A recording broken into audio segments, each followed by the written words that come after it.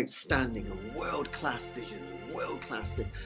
I'm a real leadership geek, honestly. I've spent my whole career reading books and chatting to people. I just find the whole thing and the announcement, the way it's been announced, bizarre. If you could move away from a model where teachers are so intensely focused.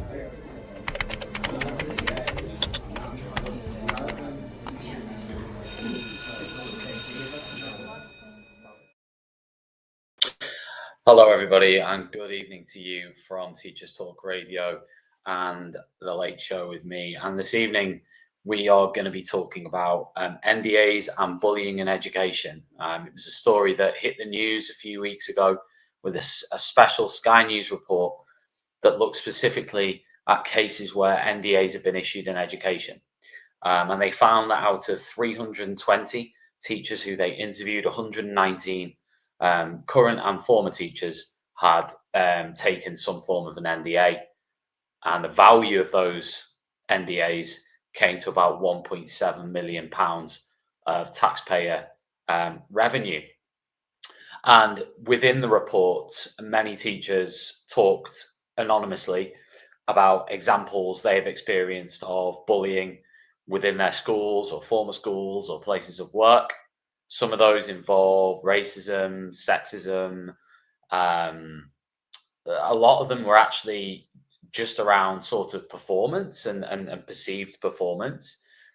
But, you know, there was a whole mixture there within the report of different instances of bullying within education. And, you know, it was a shocking report, although the reaction, for example, if you look at the Teachers Talk Radio feed, we published the story via Sky News and the video, and you know, and actually the reaction wasn't one of shock. It was one of, oh yeah, I have experienced bullying, or I just sort of think this is the pervading culture, which, you know, is sad, isn't it? That the overarching reaction is that.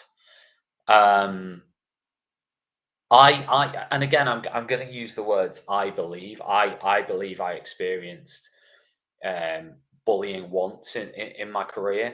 It was quite a number of years ago, many years ago, to be fair, but it had a huge impact on me, professionally, personally.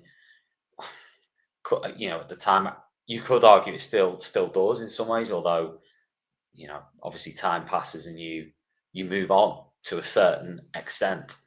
But the problem is that, you know, many of the people in that report had not moved on. They were experiencing all sorts of symptoms coming off the back of their experiences of being bullied. And in fairness, I mean, my personal experience was nothing compared to some of the ones listed in the report. Now, the conversation led to, well, is bullying endemic in teaching? And that led on to the conversation of, are NDAs a good or bad thing in education? Now, I guess there's two questions there. NDAs in general, because they are used in general extensively in the private sector. I guess the second question was, you know, should they be used within education and within teaching? There are many on one side of the argument who would say that NDAs lead to the silencing of individuals. They lead to the manipulation of people who are victims of bullying. And they also lead to the enabling of the bullies to continue doing what they're doing because an NDA has been signed. And therefore, that side of the argument would say that it's best that we do away with NDAs. And of course, within the public sector, there's the argument of the financials behind it as well. And on the other side of the argument, there are those who would say, well, an NDA gave me an opportunity to walk away from a situation which was terrible for me. I didn't have the strength at the time to go through a tribunal process or to go through a legal process. The NDA allowed me a possibility to be able to walk away from the process with the security of, for example, a reference, perhaps some financial compensation, allowing then a period of recovery before re-entering the workplace. But I mean, it's fair to say that even on that side of the argument, there are those who say, yeah, I signed an NDA and it was right for me, but actually I regret it, or I didn't really want to do it, or, if NDAs didn't exist, then I wouldn't have been upset about it. I'd have just gone through the process because I've had to, and I'd have been confident in the outcome. Of course, many of these processes are incredibly protracted. You only have to listen to my fellow host here at Teachers Talk Radio, Yasmin Omar, who has talked extensively and publicly about her own tribunal case and her experience in that, to know how long and protracted cases like this are and can be. And that can put an incredible strain on an individual. So, there will be those who will say that NDAs give everybody an opportunity to walk away.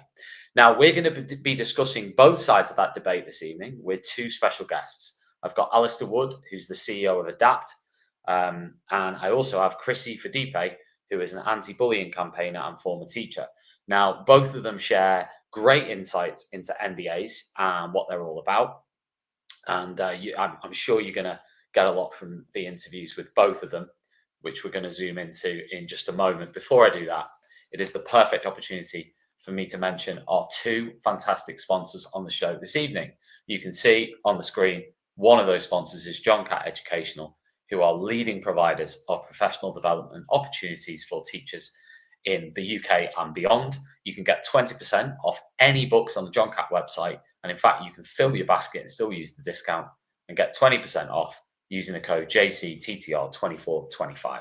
So make sure you do that. And the other sponsor this evening is Parentkind. If you haven't heard of Parentkind, we did a show with them just last week, actually, about how schools can better work with parents and develop their approach to working with parents. We talked about the pitfalls, we talked about the challenges, we talked about the positives, we talked about PTAs. We talked about lots of things, and also we talked about Parentkind membership. I would highly recommend everybody check out parentkind.org to find out a little bit more about how Parentkind can help you as a teacher, as a leader, as a parent, as a stakeholder, as a governor, as anybody involved in a PTA or who wants to set up a PTA. Definitely go over and visit parentkind.org and find out a little bit more about what they can offer. So let's dive into the show this evening. Please post your comments during the show. Please post your questions. Please get involved in the conversation. Let us know what you're thinking. And we will certainly either answer them in the moment or we'll answer them after the show. So thank you very much for tuning in. World class this. I'm a real leadership geek, honestly. I've spent my whole career reading books and chatting to people. I just find the whole thing and the announcement, the way it's been announced, bizarre. If you could move away from a model where teachers are so intensely focused.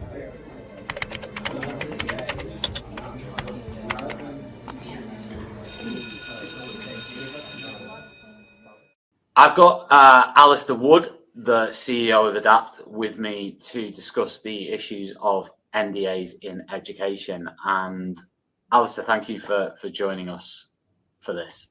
No, my pleasure. It's an important issue. So glad to be on and help where I can. So what? Let's start with the basics then. What is an NDA?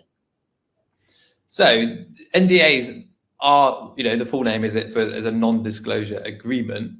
I think sometimes people obviously might refer to them as gagging clauses and things like that, but that's not necessarily what they're about. It's about trying to prevent certain confidential information from being shared in the public sphere. There's pros and cons to that, as to what we'll come on to, but it doesn't necessarily mean the whole agreement. So often where these are used in education, it might be just be an element of another agreement that you keep certain elements of that agreement confidential. So I think when this term gets banded around, it's I think people try and talk about everything as being an NDA, whereas actually it might just be a little bit of an agreement, which is actually the bit which you can't disclose about. Got you. When it comes to NDAs, then why do academy chains use NDAs? Yeah, so I'd say it's not just academy chains. I'd say it's pretty standard practice across the sector and just employment law in general. There's lots of different reasons for using them. In terms of the confidentiality bit, there are lots of bits which you might want to keep confidential. So if we take the example in a positive sense, let's say you've had a teacher using schools context, let's say you had a teacher who's had an accusation made against them, which has been found to be unfounded. But as a result, the teacher doesn't necessarily feel comfortable teaching there anymore, and they've come to an agreement with the school that they're going to go their separate ways. And so one of the things that the NDA might be used for in there is about just keeping the details of that confidential. That's something which is good for the school, something which is good for the individual as well. So there are kind of those positive natures of it. Sometimes it's about keeping financial elements confidential as well. That can be an important part of it. Again, that's not the sort of thing which people often want to, again, personally for individuals. That's not necessarily information they necessarily want to have in the public domain, but also for schools and academies as well. That's another bit. Obviously, where there's elements of bad practice, let's say a teacher has raised a successful grievance against the school, and as a result, they've come to an agreement as they're kind of going their separate ways, and because NDAs are often used as part of what we call settlement agreements. So, and they have their uses in the sense that they allow conflict to be solved earlier. So these sort of processes can go on to employment tribunals and things like that, which are, again, extremely costly. It's a very overburdened system at the moment, and take a lot of time. So again, it can be in the interest of both parties to kind of come to a settlement earlier. So there's lots of reasons why they might be used. Like, they can be misused, 100%. Like, if you're trying to, if there's been a particular piece of bad behavior that you're trying to cover up, that that wouldn't necessarily be put into, you'd want to keep that out of the public domain, and you might want to stop somebody talking about it. So that can happen. But I think there's a lot of things in schools where, there's lots of things which are confidential in what we're doing in schools. And so it's just, there's an element of that being normal in how we discuss certain issues. Like, as a school leader, you're confidential about how you're discussing other staff's matters. That's not, something for the public record. Same for things which are happening with students. So I wouldn't say it's like NDAs are evil as a kind of black and white position. Like, they have their uses, and I think, like with anything, it's about how you use them, which is important. And there's lots of things which we'll perhaps get into around good practice around those things. Is there something, though, about the public sector, it being the public sector, it being education, it being taxpayer funded, that makes this slightly different than the private sector, where it's businesses operating? Yeah, I think there's certainly stronger arguments to be obviously more transparent in the public sector, where you are spending taxpayers' money. I know, for example, we have instances and live cases of, I know of staff who have been suspended for years on full pay with issues not being resolved. A huge waste of taxpayer money. Not good situations for those individual people either. They are a way of saving the public sector money as well, done properly. So preventing things going to employment tribunal, preventing ongoing cases. So there's a bit of a balance there. Again, I'm not defending NDAs completely. No, but I know, but it's important to address it from a talking about them as a concept, right? That if something has happened that the employee or the teacher in this case, potentially, or senior leader, feels is morally wrong or bad, right? Dangling money and cash in front of anybody to whether their claim is false or true, this issue of sort of paying money for silence, there's something about it intrinsically that is I know that's the debate about NDAs. I get that. I understand there's two sides to everything. I get all of that. But there has to surely be a point where you look at it and go, that side of it's a bit more tricky, isn't it?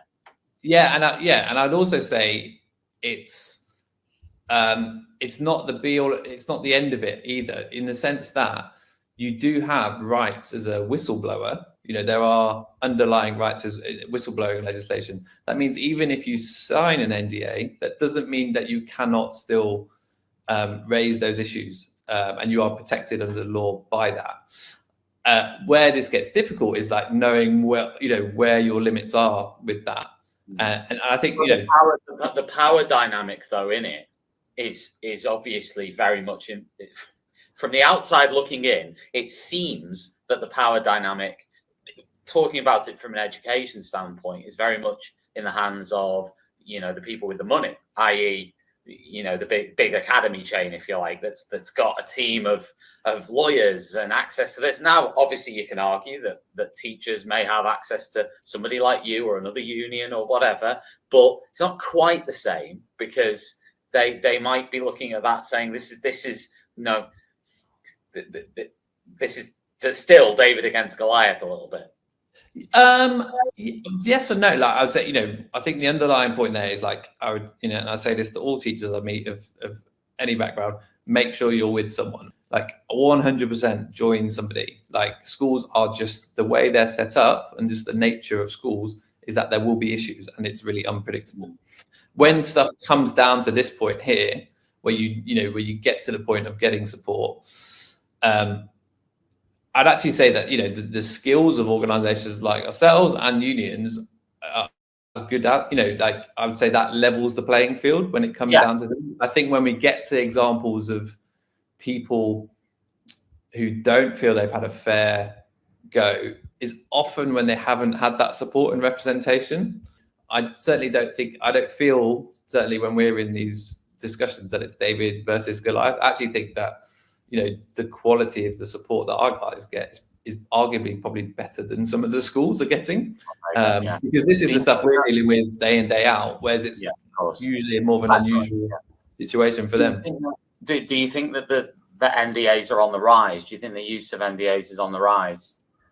I think there's it's hard to kind of be sure about it in terms of just the conversation. They are pretty standard, like when it comes to settlements, and again, like, so when we say NDA, that could be just a really small element of that agreement, and we tend to use that as a blanket term for all things. So I'd say it's like, I'd say in some ways yes, because they are pretty standard bits. We are seeing, I would say, like a general increase in terms of issues in schools, whether that's employment issues, and the causes of that are vast and complex. And so as a general, I would say, we've got more issues happening as a general bit, but also so as a result, an indirect result of that is that we are probably seeing more settlements which have elements of non-disclosure attached to them. Because you could argue, of course, that as schools and have come away from local authorities and academized and so on, that the sort of, if you like, the sort of private sector professionalism, if you like, of sort of much more legal input into schools and academies. They've got much more in-house HR, in-house lawyers, in-house this, in-house that, right? And access to those and the money to utilize. So you could argue that's the case. Do you think, though, I know yesterday there was a Sky News report that came out about, out of, I think, 320 teachers, 119 had taken an NDA. And I think that added up to £1.7 million of taxpayer money. Now, of course, you could argue, as you've just said, that there will be cases where that has saved the taxpayer money, because if they'd have been suspended on full pay for 2 years, for example, then maybe they could have usurped that. But I would say that, generally speaking, that it's a lot of money that we're talking about here that are going into these NDAs. And does it detract from allowing the profession to deal with some of the toxic practices that were highlighted in that Sky News piece, as in toxic workplaces, bullying, schools potentially breaking the law. I don't know. You know, lots of things here around that, and the NDAs limit the ability for the next person to take that job to know, and that'll be the same in any industry. I understand that it's not just, but we are talking about a public sector arena, and we are talking about taxpayer money, and we are also talking about a particular area where we have a crisis when it comes to the number of people who are joining it and who want to leave it. So do NDAs help with that, or do they hinder that? Yeah, so I think again, I'd say it's a complex issue, because I think there's lots of things going on there, in the sense, you know, some of the stuff around that piece from Sky News, you know, I think that probably underreports the amount of kind of, you know, because that's around staff bullying. Well, they only interviewed 320, didn't they? They only, yeah. So they had a number. You know, we did a survey with Teacher Tap recently. We haven't published these results, but we had something around 4% of teachers within the last academic year had an allegation made against them by a colleague. You know, which is quite, that's about 20, it's just that's over 20,000 teachers last year alone in England has had, you know, an allegation from a colleague. For head teachers, it's almost double that. I know there was another stat from Teacher Tap they brought out, which was 16% of teachers had left the school because of bullying.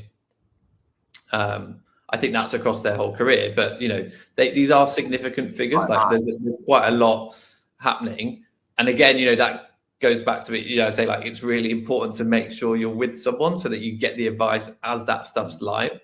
Having said that, in terms of tackling some of those issues, it's yeah, I mean, in terms of that cost thing, it's just a really difficult thing to kind of, you know, I get their methodology of how they've come to that number. But some of those things can be, you know, unfounded allegations you get as well. You know, there's bits around workplace bullying where it's not simple, because, you know, we support people on both sides of that. So well, the devil's advocate thing will be, has the amount of complaints gone up, not because the amount of things happening has gone up, but because the culture of complaining has gone up? That would be the devil's advocate sort of. And obviously, it's hard to know. Yeah, and you know, and there's some, you know, there's reasonable arguments around, you know, look, when you're holding people accountable for certain things and holding them to certain standards, some people view that as bullying. You know, and ACAS have got, you know, some good stuff here around what the definition of bullying is. There is no legal definition of bullying, which complicates matters further. But obviously, you know, we know that, you know, we also support people where we know they're in toxic environments and they're trying to kind of stand up for their rights and exercise their employment rights around this. I think where there's an important discussion around NDAs is where you have perhaps multiple NDAs happening in the same school or same, you know, if you've got those general things, high staff turnover, you know, staff clearly not happy about certain things, accusations against a particular individual or group of individuals. And this is where there's a really important role for governors. You know, governors essentially have to sign off these agreements. You know, it's not, they're not just up to the head. Like governors are often sitting on these panels. And so that internal governance is really important. And so again, you know, that's about having quality people in those roles, which are volunteer roles. You know, these are, you know, people who are doing this out of the goodness of their own hearts. But obviously you need to be kind of well trained for some of these things. And it's hard. Like employment law is a complex bit of law, which isn't simple. And, you know, you have people sitting on these panels for grievances and different and disciplinaries trying to be guided by HR professionals, some who may work directly for the trust, some may be outsourced, and so might not have those kind of tight things. But it's tricky. That all of these processes are difficult and hard, and you know, they're not pleasant for anyone involved. And there's some, you know, there's some education support. Got some really interesting statistics around, you know, actually even the nature of being suspended. is a very isolating experience. You know, it's standard practice when you get isolated, you know, suspended from school, you're told you can't contact anyone from school. You lose your kind of support network. School's obviously pretty tight places when it comes to relationships. So being told you can't talk to any of your friends at school apart from one contact person, that's really can be really isolating. And that is a very dangerous, you know, I think that was the thing in the piece in Sky News yesterday, people talking about harming themselves. That's a really dangerous situation, which is, you know, it's why one of the reasons why we're sort of calling to kind of broaden that, for the government to broaden that access for support for people in those situations. I mean, it would be interesting, wouldn't it, if there was a limit on the number of NDAs someone could do in a certain period of time or something, you know, from an organisational point of view, or whether that would be just too limiting, or whether there should be some sort of flag up of like, oh, there's been like 100 NDAs across this, you know, academy chain within X amount of time. Yeah, and again, you know, that's you know, you can argue that's the role for governors, right, to do that, but that's a big ask. But you know, what I would say is that, you know, people should, you know, I'd like to encourage people to be aware of their rights as whistleblowers. You know, you have to be careful about using that right so that you don't put yourself in trouble. But you know, you're not gagged for life with certain things. You know, you have lots of grounds in which you can, you know, if you think, and I think the kind of strongest ground is when you consider, you know, so you have a right to kind of be a whistleblower and breach kind of confidentiality agreements if you think there's danger, health and safety risks to individuals. And that's probably where the strongest bit aligns with, I think, some of the things we've discussed today. For sure. Listen, Alistair, it's been a pleasure. Thank you very much for coming on. And no worries. We'll check in again soon. Right. Chrissie, do you want to introduce yourself to everyone out there? Hello, so my name is Chrissie Fadipe, and I was a teacher of 15 years. I taught English and some media studies.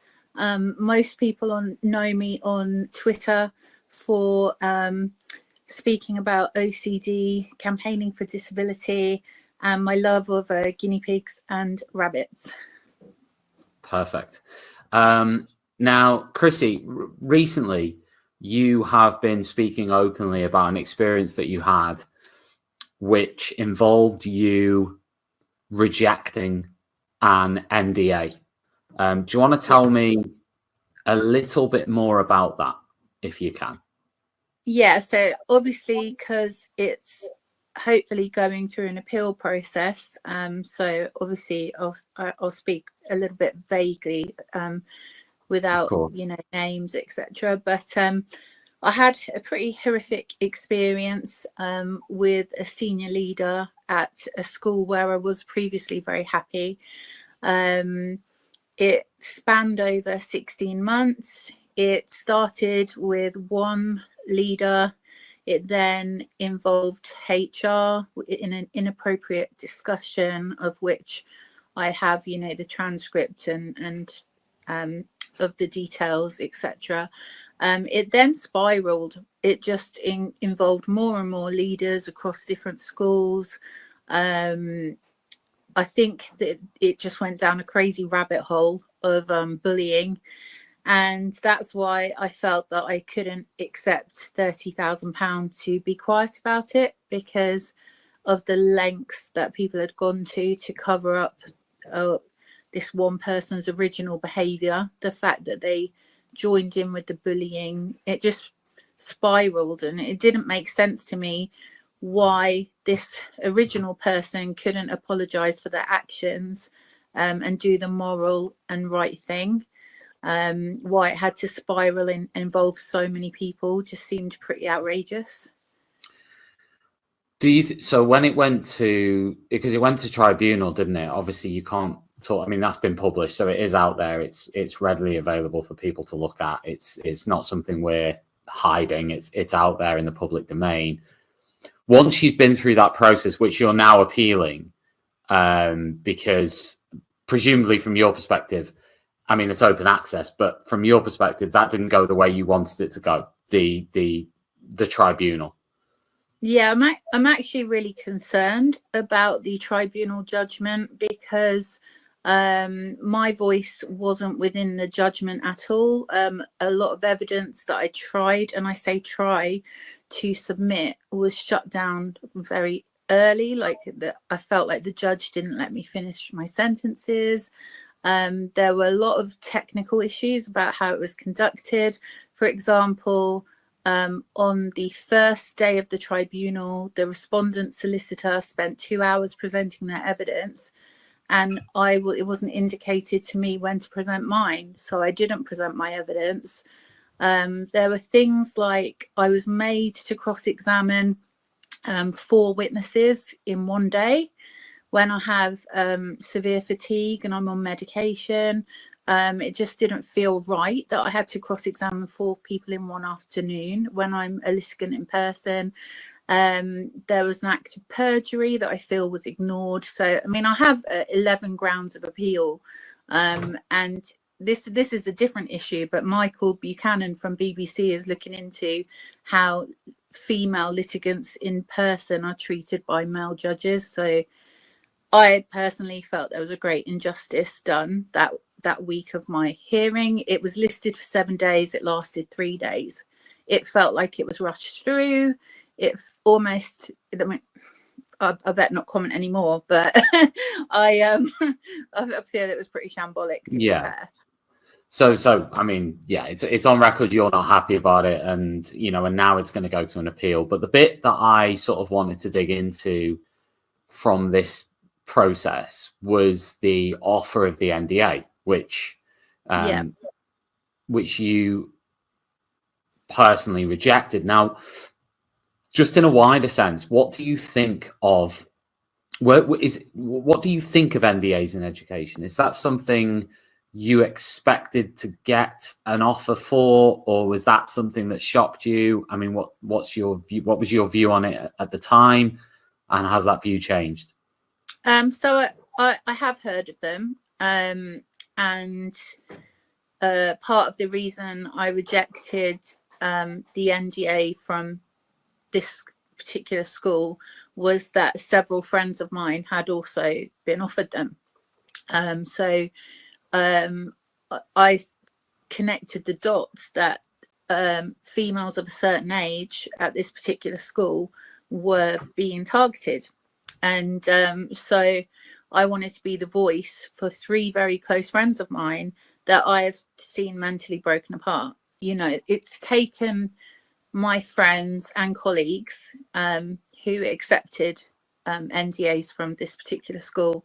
It's taken them 2 years to get together within themselves and feel like being able to move on. So I just couldn't find it within myself to accept. I mean, when they went through it, you go through ACAS, like ACAS conciliation, and you're ping pong emails back and forth.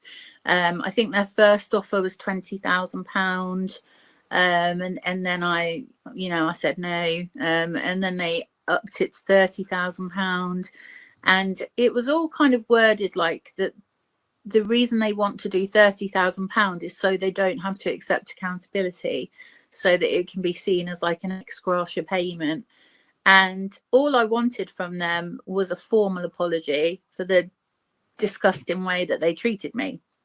And it just shocks me that rather than write a formal apology and say we're sorry for the name calling and the abuse, they would rather pay £30,000. You think about it, it's a lot of school books. It's it would have been my salary for another year at the school. It's ridiculous, really, that they do that sort of thing. I think in the Sky News report actually that came out last week, it mentioned that they'd surveyed 320 teachers, and of those, I think 119 had taken NDAs to a value of about £1.7 million. So the figures are pretty high, as you say. And you've obviously mentioned that you're aware of other people. I'm presuming they were also offered similar remuneration for Yes. signing an NDA. It was in a similar bracket.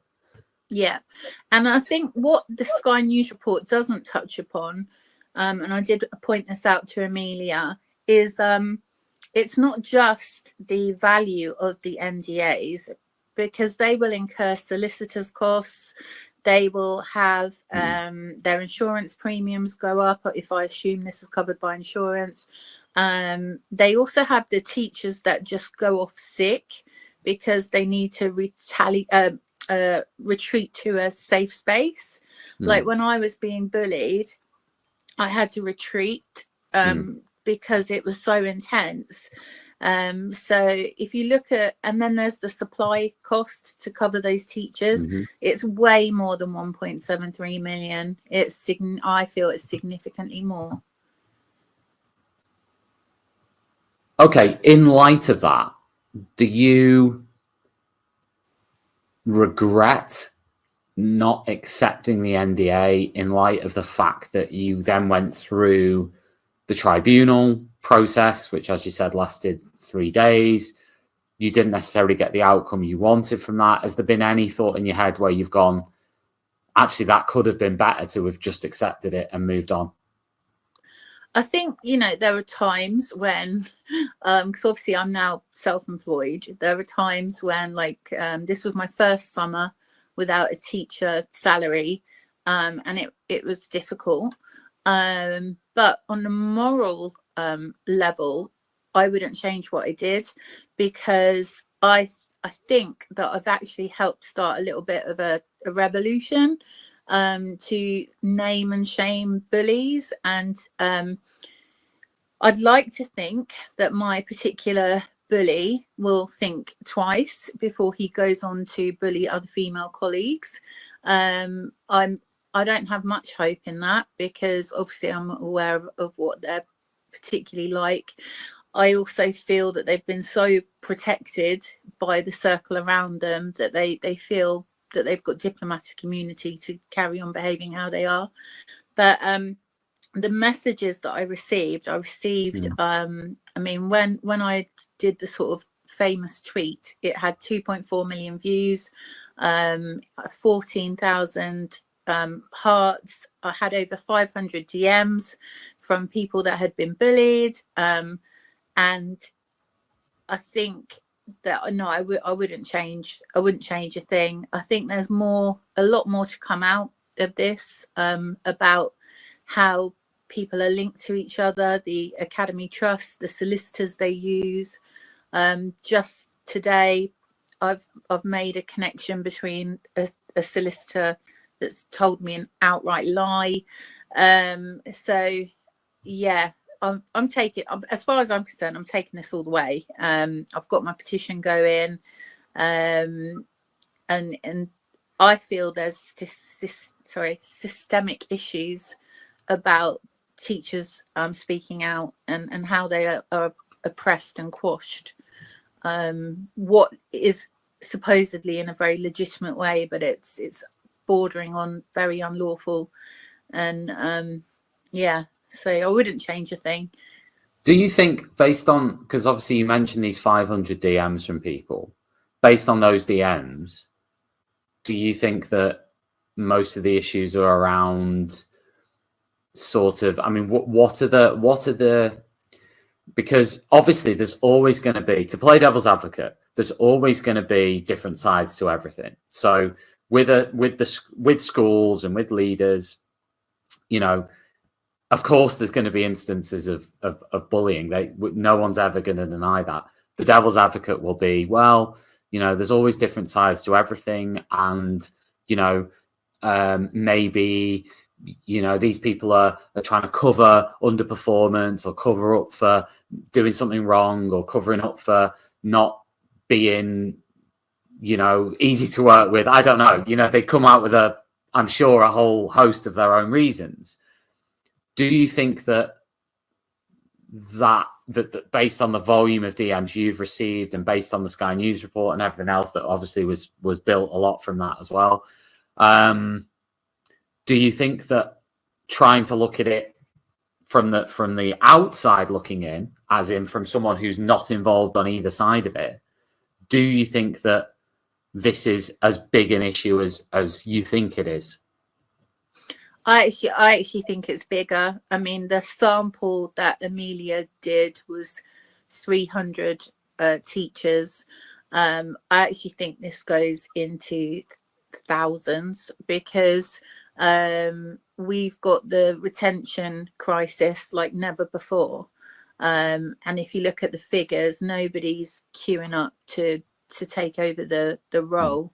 I actually think it's a lot bigger, and I think most people, whenever the unions talk about workload and pay, a lot of people say pay is not the main issue as to why they're going to leave teaching.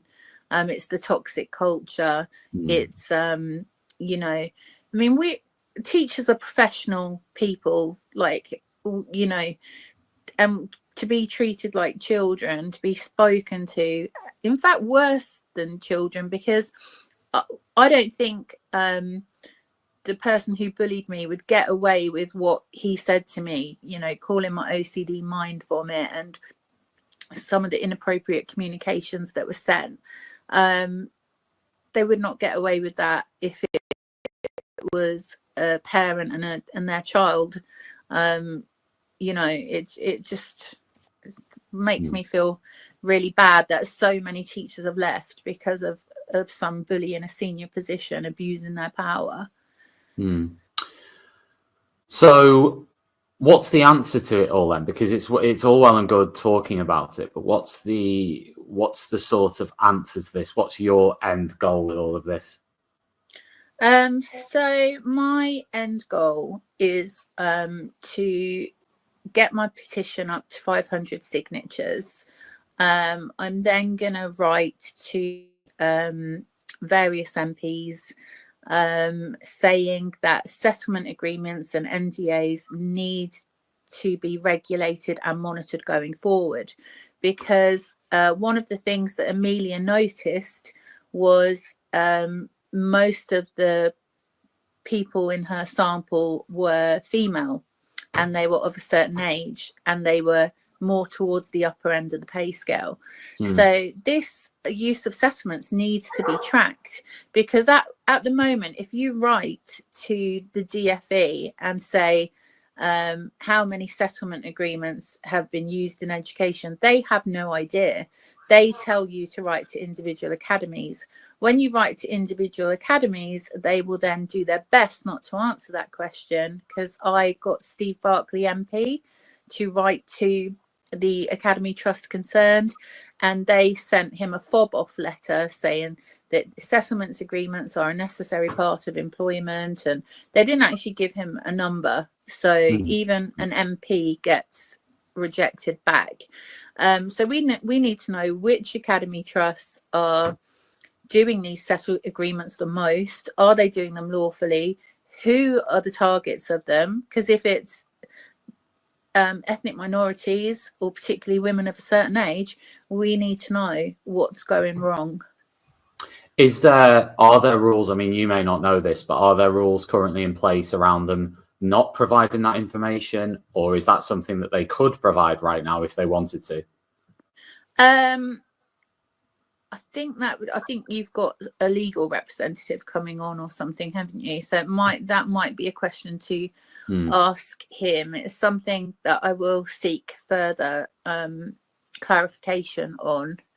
But I just don't see how public funds, because this is taxpayers' money, wouldn't have this kind of accounting for. And the fact that they're trying to get them to a certain figure, so that the £30,000 ex gratia, to avoid accountability, that's what's very, very wrong. And the whole thing just doesn't make sense. I mean, I was a teacher of 15 years. I'd had outstanding appraisals, was so heavily involved in school life. Students spoke highly of me, parents spoke highly of me, and they would rather try and hush it up for £30,000. It doesn't make sense. Why do you think, what causes all of that? You know, you've had all these DMs, 500 or so. What do you think is causing? Let's say a proportion of those are true. you know, a proportion of those are that is what happened, and there isn't, you know, what they say happened. What's causing that then?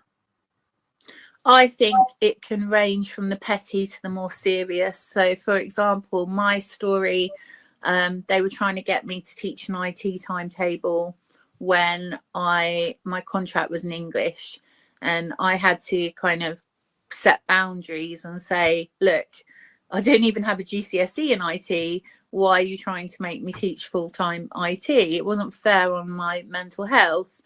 And I think the fact that I just stood up for myself and set the boundary that this, and because I think I mentioned the word ACAS, they just went into complete bullying mode. But I know from people who've messaged me, there's much more serious issues. There's people that have been asked to manipulate documents. There's people that have been asked to do what they've thought of as unlawful things, and they've had to say no, so then they've been bullied out. There's been sexism, there's been racism.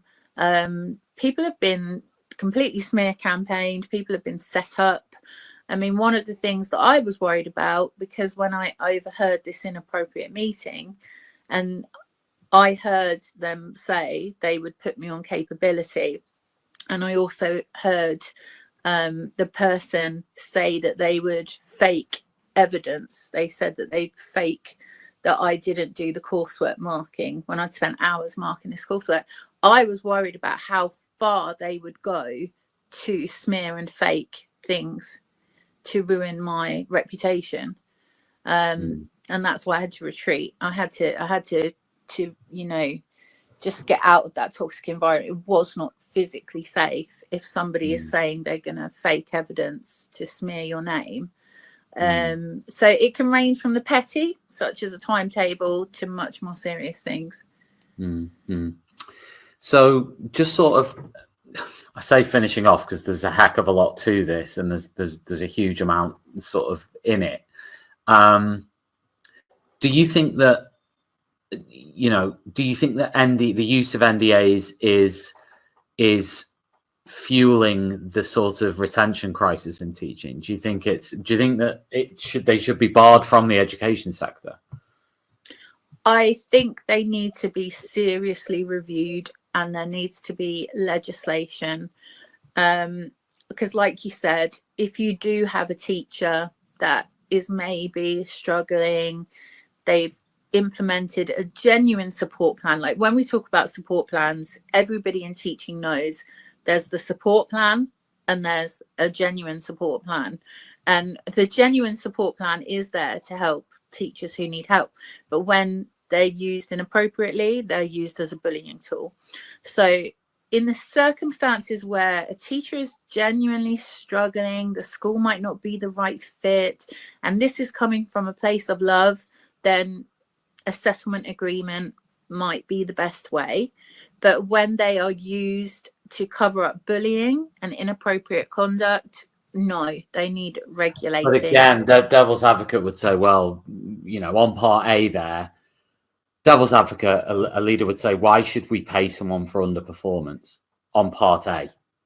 I mean, not part B, which is bullying, but on part A. This is the thing, isn't it? If they're going about it the right way, then there wouldn't need to be a payment. But as we know, a lot of the bullying tactics are used to oust people. So, I mean, in an ideal world, we wouldn't need these at all, because people could openly communicate. I mean, I wanted to have a conversation with my bully. I wanted to sit in front of HR feeling safe and say to my bully, why are you calling my OCD mind vomit? Why have you given me an IT timetable? But when I arrived to the meeting, the HR was joining in with him. So I couldn't have that safe conversation. So the school has to have a clean, fair, honest, transparent system where we wouldn't even need settlement agreements. Everybody should be able to stay happy in their job. So that's why I'm so passionate about what I'm doing, because it's just so morally wrong. Chrissie, thanks so much for taking the time to talk to No us. problem. Thank you. Really, really interesting. Thanks very much. Outstanding and world-class vision and world-class this. I'm a real leadership geek, honestly. I've spent my whole career. Welcome back, everybody. Hopefully you have taken a lot from those two interviews with both Chrissie and Alistair about NDAs in education. And it's been interesting exploring the topic. It's certainly a big issue that isn't going to go away. So I'm sure there will be many more conversations about bullying and NDAs in education to come. We will be there for those conversations and hopefully more interviews to come too around these important issues that are happening within the profession. We had a few comments during the show. We'll make sure that we reply to those on social media when we can. So thank you very much to those people who made them or asked questions. So we'll make sure we try and get back to as many of those as we can later on. A big shout out to our sponsors on the show this evening. John Catt Educational, of course, leading providers of professional development materials for teachers in the UK and globally. Definitely check them out at johncattbookshop.com. We also have Parentkind, who are a national charity representing parent view and voice and championing parental participation in education and school life. If you want to find out more about Parentkind, watch our show from last week, which I hosted with three wonderful individuals from Parentkind talking about how schools can approach relationships with parents in schools. So check those two shows out. Check out John Catt Educational. Thank you very much indeed for joining us. Make sure you tune in 30 minutes time to Ray and Leanne, who are both on live at 9 p.m. via the TTR website. Thank you very much to the whole community for listening and staying active with us. We had a fantastic MFL event on Saturday. Again, you can access the recording for that through the Teachers Talk Radio social feeds. Make sure you check that out. It's a free recording of the whole event from Saturday, which was a lot of fun. It was amazing to see so many teachers there from the languages community. And as I say, it was live streamed, so you can access that and enjoy it as a recording. So definitely take advantage. I'll be back. I think, oh no, not next week, actually, the week after next. So 2 weeks today, I'll be back for my next show on TTR. So thank you very much indeed for joining in this evening. And I hope you found something from it that you can take away. And yeah, something useful. Thanks, everyone. See you later. Outstanding and world-class vision and world-class this. I'm a real leadership geek, honestly. I've spent my whole career reading books and chatting to people. I just find the whole thing and the announcement, the way it's been announced, bizarre. If you could move away from a model where teachers are so intensely focused